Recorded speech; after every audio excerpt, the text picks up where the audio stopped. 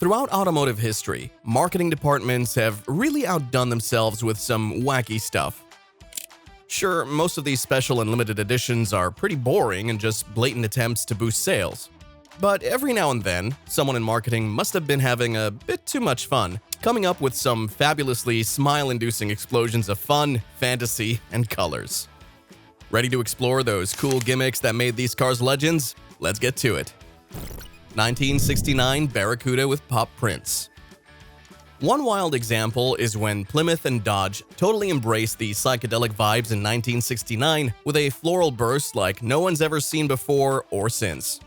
Back then, vinyl roofs were all the rage, but they were almost always black, with some daring folks choosing poo brown.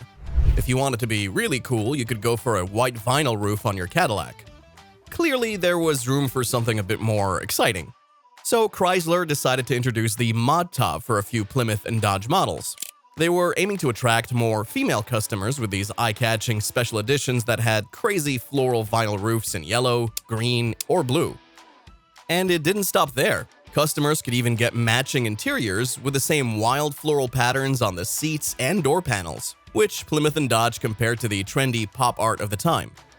Plymouth first rolled out the yellow floral roof on the Satellite for the 1969 model year, and soon after, they added green and blue versions. They even made the mod top available on other models, so you could rock the flower power look on the Satellite, Barracuda, Swinger, Dart, Super Bee, and Coronet. As crazy as it sounds, the floral mod tops were actually pretty in sync with their era. This was the time of the Go Mango Orange and Plum Crazy Purple after all. Props to Chrysler for being bold. Some people did go for these psychedelic floral editions, but not as many as Plymouth and Dodge had hoped. By 1970, the mod top was only available on the new Barracuda and Cuda models, and hardly any left the factory with a floral roof. After just 2 years, the mod top faded away. 1966 Plymouth Barracuda and its massive rear windows. Now, these cars are not your average Joe on the road. With their heavy, low profiles and massive rear windows, they give off major futuristic vibes. It's like driving something straight out of a sci-fi flick. The first-gen Barracudas were basically souped-up Plymouth Valiants, affectionately known as Valiant Barracudas. Sure, they might not have been the strongest in the muscle car department, churning out less than 150 HP, but they still packed a punch. 1966 Shelby GT350 and its side exhaust. The legendary 1965 Mustang Shelby GT350 was a serious high-performance machine. So for 1966, Shelby made some changes, replacing, deleting, or making optional some of the car's signature features like the adjustable Coney shocks, fiberglass hood, loud side exhaust outlets, and the fully locking Detroit locker rear differential. 1969 half Dodge Super Bee A12 and its massive forward-facing scoop. So this beast had a matte black lift-off fiberglass hood with a massive forward-facing scoop. How cool is that? Behind that grille, an original fiberglass hood centers a forward-facing scoop, which wears bright six-pack scripts in the middle of 4 stainless pins and a smooth coat of flat black paint. Above that hood, like new glass rides between satin silver wipers, pristine stainless trim, new chrome drip rails, and a Fratzog branded vinyl top. At the base of that glass, slab-sided body panels do a great job of conveying Chrysler's classic broad-shoulder design language and hang traditional chrome door handles and a correct chrome mirror between bright wheel moldings and retrofitted side scoops. And at the back of those panels, factory-fresh taillights and a centered Dodge script hang between the pristine Super Bee emblem, as well as a second body-width bumper and spotless stainless exhaust tips.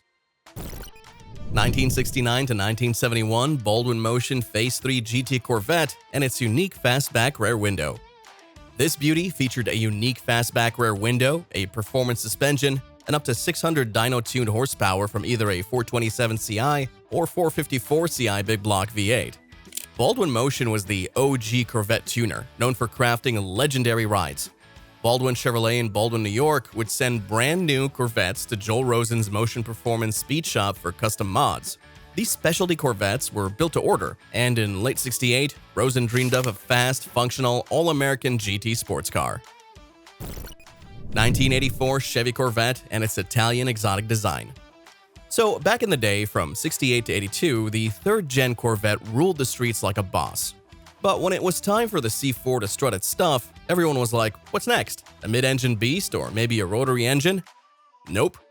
Chevy kept it cool with a classic small block V8 up front, doing its thing. At first, it wasn't super impressive with just 205 horses under the hood, but then they added some fuel injection magic, and bam, power went through the roof. Fast forward a bit, and the ZR1 hit the scene with a crazy 375 horses tearing up the asphalt. But hold up, there's a twist. You know how every car has a model year? Well, not the '83 Corvette.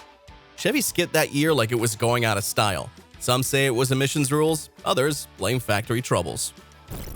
1969 Dodge Charger Daytona. The world of the 1969 Dodge Daytona and its badass sibling, the 1970 Plymouth Superbird. These babies weren't just built for your average street race. They were made to tear up NASCAR super speedways, the real deal for speed freaks.